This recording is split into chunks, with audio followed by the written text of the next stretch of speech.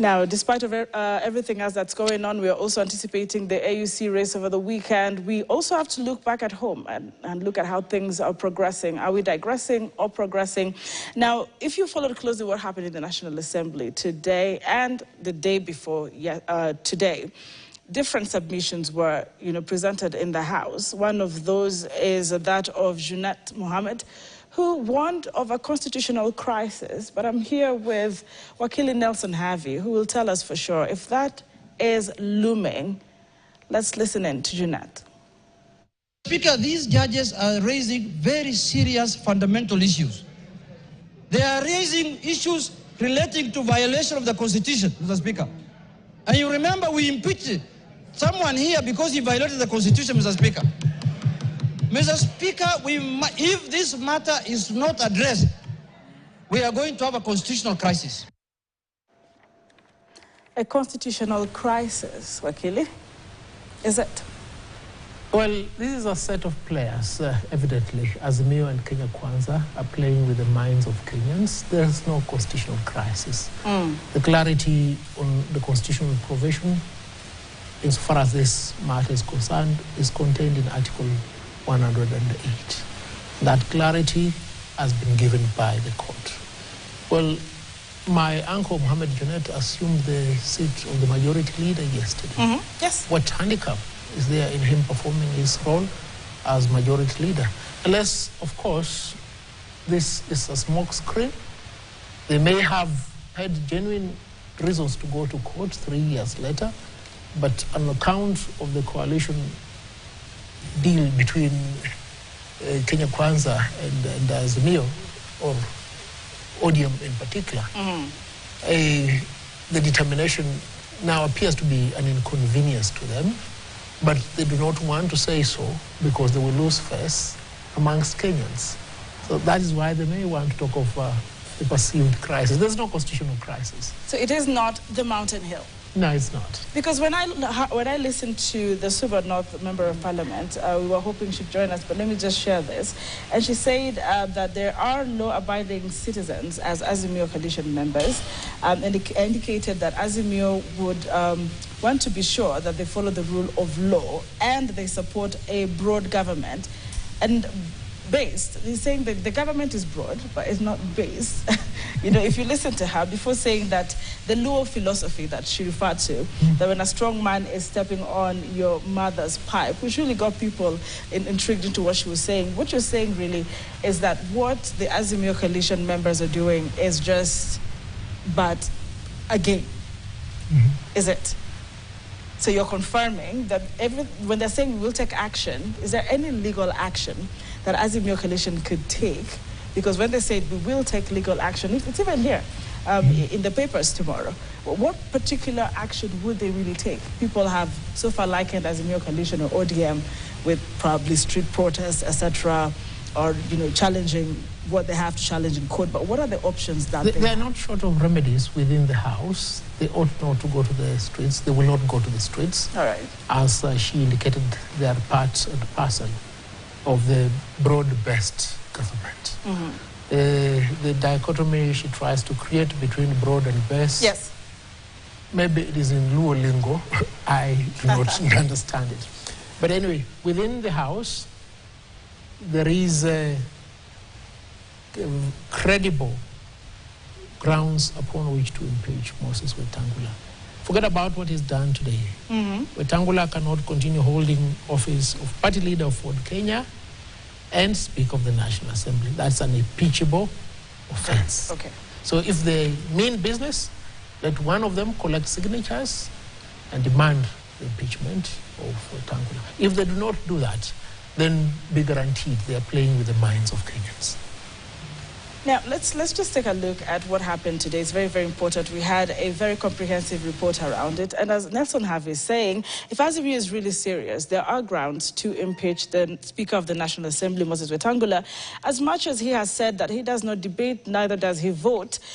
Just, of course, speaking about holding a position of honor and presiding over the proceedings. Now, the Speaker of the National Assembly, Moses Wetangula, declared the Kenya Kwanza the majority, and he is standing standing by the determination that Kenya Kwanza is the majority in the August House. Wetangula has ruled in favor of his October 2022 determination that declared Kenya Kwanza as the substantive majority party, while Azimio coalition as a minority. Wetangula's ruling is a departure from a High Court finding last week that he had erred by declaring Kenya Kwanza as the majority side. Well, the Speaker, in a much-awaited decision today, asked his legal team to appeal the High Court order. But as Jeff Kirui reports, the Azimio la Umoja coalition protested the directive, saying they will take further action against the ruling. Last week, the High Court issued a landmark ruling that overturned the leadership of the National Assembly.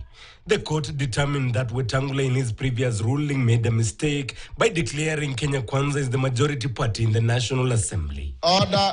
Take your seats. It also said that the Speaker of the National Assembly cannot hold two positions as Speaker and leader of a political party.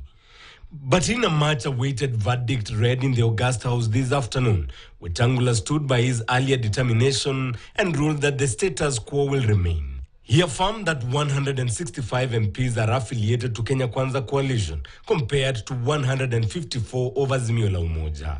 Arising from the foregoing, the Kenya Kwanza coalition is the majority party, and the Azimio la Umoja One Kenya coalition party is the minority party in the House. According to information from the Registrar of Political Parties, Kenya Kwanza, as it stands now, consists of 8 political parties, among them UDA, ANC, Ford Kenya, among others.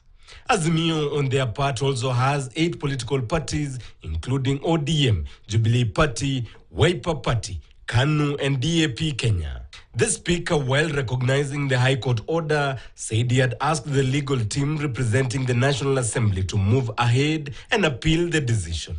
The court ruling had threatened to paralyze operations of Parliament after ODM legislators announced they had taken over the majority side, pending the Speaker's ruling.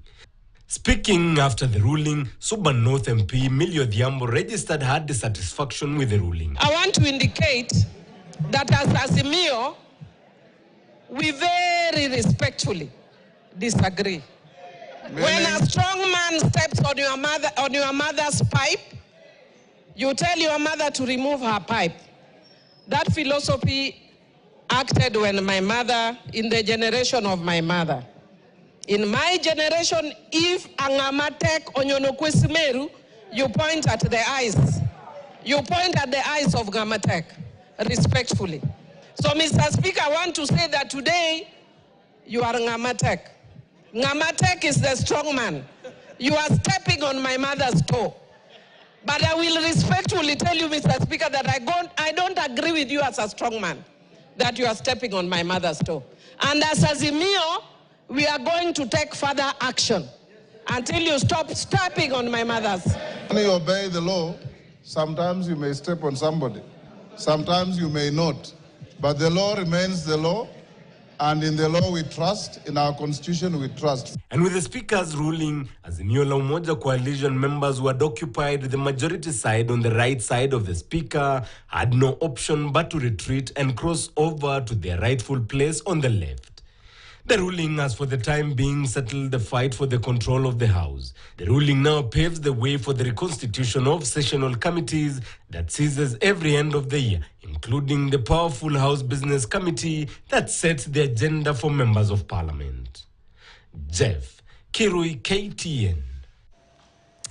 All right, we're very honored to have the Member of Parliament, Suba North, and also most recently yesterday, she declared herself the majority whip. All right, Honorable Millie Odhiambo Mabona, welcome to the conversation. Thank you, and my apologies. It is good that you have arrived. It's better late than never. We're here with Wakili Nelson Harvey. Let us begin with what happened today. You said the Speaker was stepping on your mother's toe, but yes, you'll be pointing him straight in his face. Yes. I mean, you'll take further actions as Azimio. Yes. Some would say, is it just part a game? Because you said you respectfully disagree. You actually said you are taking over as a majority whip. But then you also refer to the broad government, which you said is not based yet. So where do you really, really stand on this matter? I think you've raised three different issues, but Yes. first of all, let me correct the reporting that we did not cross over to the minority side. No. We actually walked out in protest and addressed the media, and immediately thereafter, I wrote a letter to the Speaker withdrawing our members from the House Business Committee. We had earlier given a list of our members to the House Business, or members who were supposed to constitute the House Business. And we withdrew our members, or we've given a motion or a notice of withdrawing our members as per the standing orders. And the reason is because we are seeing what the Speaker did as impunity, because he was actually giving standing as a judge on appeal in a matter that has been decided by the court by 3 judges. You cannot decide and make a ruling. There is no procedure in law like that. The judges make a decision. Even us as Azimio, we've suffered at the hands of the judges before. In fact, we have suffered worse. We've been called, we've been told wild goose chase, hot air and all that, and we swallowed it. It's very painful, but we respected it and we swallowed it and we humbled ourselves. So because of that, what we are telling the Speaker is the situation as it stands right now is that there is a court decision which has not been overturned. So either you vacate it or you comply. There's no in between about it. Getting that information from the Registrar of Political Parties. And the Registrar of Political Parties doesn't have any section in the law that tells him that there is a category of frozen membership of parties. No, there is no frozen category. Either these groups are in Azimio or they are in Kenya Kwanza. But the Speaker and the Registrar very carefully tried to navigate that because it was giving us numbers. Why? Because there's a very clear legal process of exiting a coalition, which they have not done. They have not completed. They have shown an intention. But as you have said, you are asking me about broad-based, and you are saying, where do you stand? Yeah, because you said it is broad. But as politicians, you cannot go by our feelings. I can tell you today I'm broad, today I'm based, tomorrow I'm what, tomorrow. So as a person who deals by the law, you can only deal with what the law says. Not what a politician tells you, they are here today, they are there tomorrow. No. What a politician says. But on the issue of broad-based, I'm distinguishing these two issues. It's a fact that part of the Azimio is willing to collaborate with the government. We are not in government. Being in government is a legal issue. And we have no document, either pre or post coalition agreement that we have signed with the KK. So we are not in government. But we are willing to collaborate with the government. And you do realize, for instance, that some of the creme de la creme of our party were donated to KK to help, you know, when there was a crisis in the country.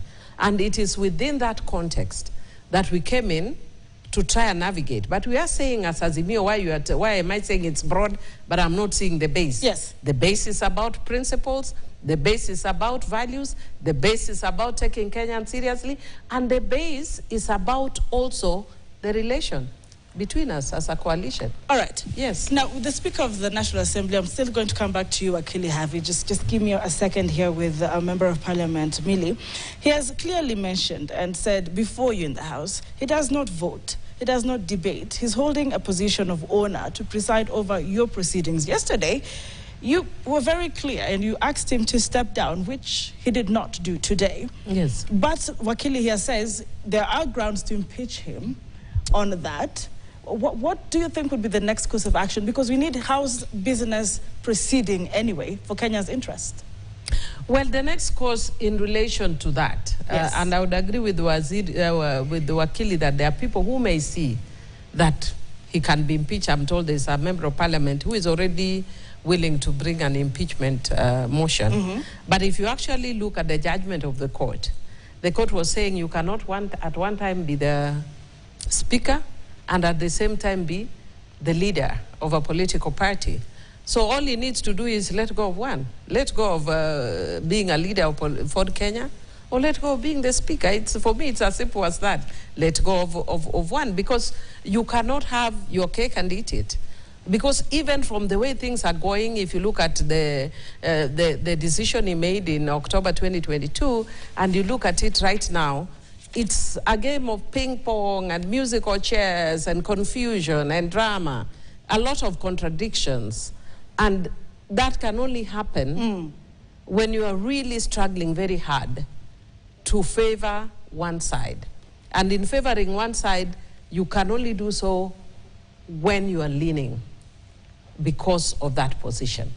Wakili, we had even, those are 2 months recess, but look at what was in the intro, the reconstitution of the key committees, and you've heard what the Member of Parliament has said in withdrawing their members. The budget policy statement is still in that intro, vetting of new IEBC commissioners, addressing this, what they began with really. But look at these other things that the House ought to do.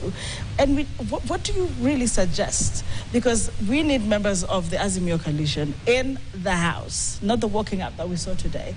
So procedurally, what would you anticipate? And as a legal practitioner, what would you advise? Does the House business stop until the Speaker resigns, or we have this appeal presented? Look, you've elaborated the in-tray for the National Assembly for now. Yes. There are heavy responsibilities in front of the National Assembly. But can those tasks be undertaken now, or they have to await the resolution of the contest as to whether Moses Wetangula can continue holding the dual office of Speaker of the National Assembly and party leader of Ford Kenya? Let us use Moses Wetangula's own words. He does not debate. He does not vote. What does he do? He just presides. So the House business is oversighted by him, but it doesn't have a casting vote, meaning therefore that the business of the House will continue notwithstanding this stalemate. But for good order, it is prudent that the stalemate be resolved as soon as possible. Moses Wetangula can either cede his office as leader of Ford Kenya, and there is nothing wrong or novel about it. Musalia Mudavadi, upon being confirmed as Prime Cabinet Secretary, resigned as a member of NC. He resigned as party leader of NC. Did NC die? No, he didn't. So why does he think that he's so privileged that he must be an active player in the political scene and at the same time an impartial arbiter in the affairs of the National Assembly? I mean, we would have expected this from somebody else, but not from a lawyer of over 40 years experience. Mheshimiwa Mili, look at this. Maybe could I say something before you say please. that? Yes. Because you asked a question about should the House business wait, yes. blah, blah, blah. It doesn't necessarily have to wait. But I would actually push the question back to you. What do you prefer, small impunity or big impunity? Impunity is impunity, Mili. Exactly. There is no small or big impunity. So if in Kenya we learned that we don't tolerate impunity of whichever level, then we must be able to be willing to pay some price for dealing with that impunity. But somebody told me the problem in Kenya is we have what is called a happy factor. We just want to be happy. If we are unraveling, if you touch things that make people a little uncomfortable, then we are unhappy. But we just want to be happy. So we don't want to unsettle things. So we don't want to ask tough questions. We don't want to raise challenges where there are wrong things. So for us, even if, we've been in this kind of situation before, even worse. I came into Parliament in a worse situation where we went through an election. We were very sure we won. International community was sure we won. Well, but what happened? Our party leader, who should have been president, out of some agreement ended up becoming a prime minister. And there was a quiet acknowledgement of the wrong. But what we don't like is some level of impunity. That in this situation, we did not even agree with the election results. We went to court, the court told us it's hot here, we agreed that we don't agree with you, but since you've said it's hot here, we'll swallow the hot air and relax with the hot air. Now the hot air has come back to hot air the court itself. you know. It's banning the court itself. Because the court has made a decision. It's now the speaker who is telling them, hot air. What you are telling us is hot air. You cannot tell me anything as the speaker. And we don't agree with that. Because we are committed to the rule of law. But what we are saying is yes, because the country is facing a lot of challenges. All right. And would like to see the country going forward. And because of that, our party has agreed to collaborate in a broad-based system. But what we are saying is we can see broad, because when we came in, it became broad. Where is the base? We want the base, which is the values, which is the principles, which is agreements. We are not broad to give numbers. All right. We are not voting machines. No. We need to understand what is this? It's not jelly, it's very jelly-like. Yeah. All right. Could you please shed some light on this, what we have heard, parliamentary practices vis-a-vis the court's analysis of the situation? What are these parliamentary practices that a number of analysts or members of parliament have been referring to that seem to, according to them, justify the actions of Speaker Moses Wetangula? According to the court, previously he erred, but he's doing it again. So which are these parliamentary practices that could be giving him the leeway? I can tell you that I have been sitting as the president of the Human Rights Committee of the Interparliamentary Union, which is a global union of our 198 parliaments globally. And there's a lot of practices. I can tell you there's a parliament, which I don't want to mention the country, where people, won elections, members won, and the opposition actually won by a very big margin. They had over 60 members of parliament against the government side or the ruling side.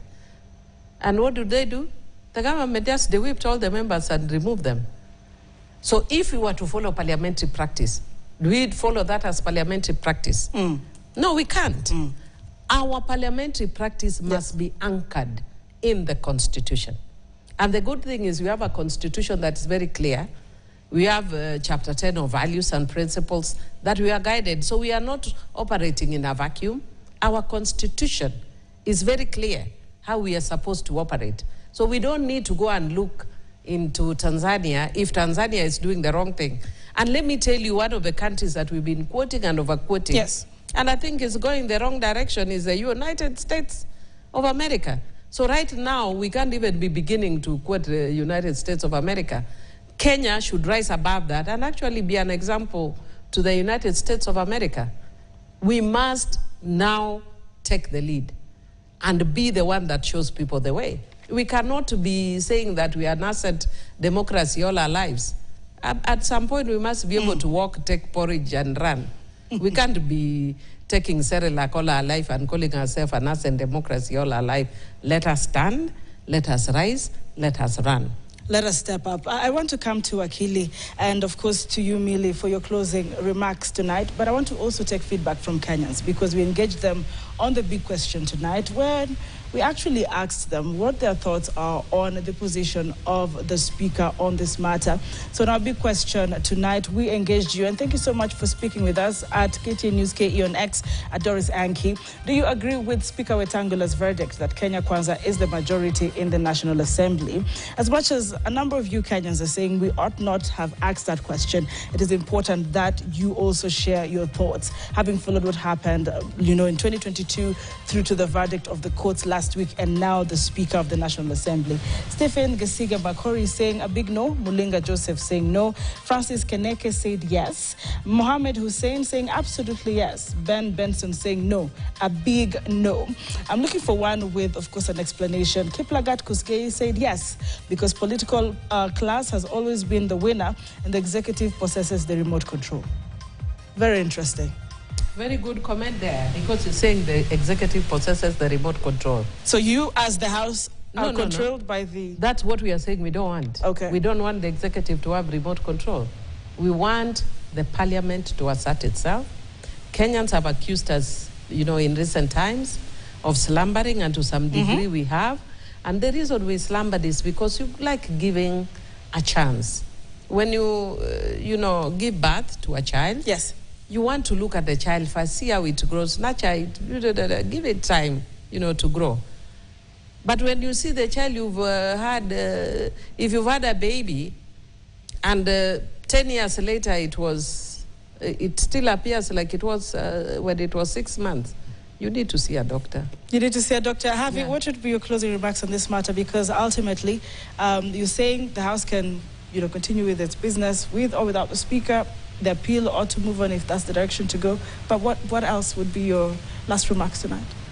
Once in a very long period of time, the court has given ODM and Azimio the biggest test of its political life.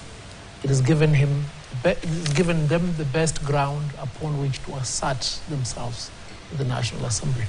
And they ought not be indulated by the fact that they are part and parcel of the broad-based government.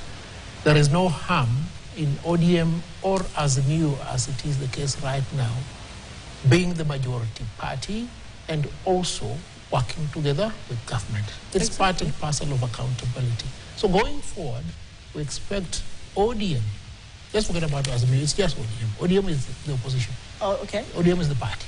We expect ODM, that's fine. All right. Forget about those things. We expect ODM to pursue the issue of conflict of interest on the part of Moses Wetangula and table a motion for his impeachment. If they don't do that, I'm sorry, my auntie here will just be selling us hot air and chasing after kulukulus in the forest.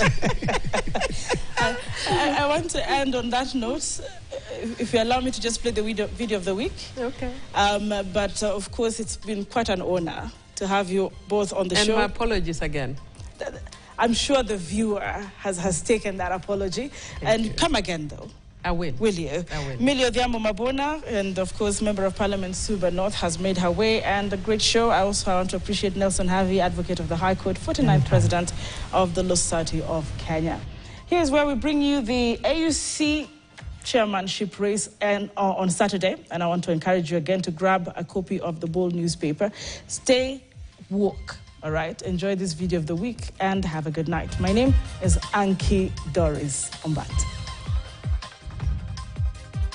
Nimetoka nimeongea na viongozi wote wa bara la Afrika. Wakikubali nitakuwa mwenyekiti wa chama cha baraza kuu la African Union. So wakakubali, kura itapigwa Jumamosi hii ambayo inakuja. Sio? Mimi naenda. Si mimi naenda. Nikichaguliwa sawa, nisipochaguliwa sawa, sivyo? Si mimi niko na nyumbani kwetu.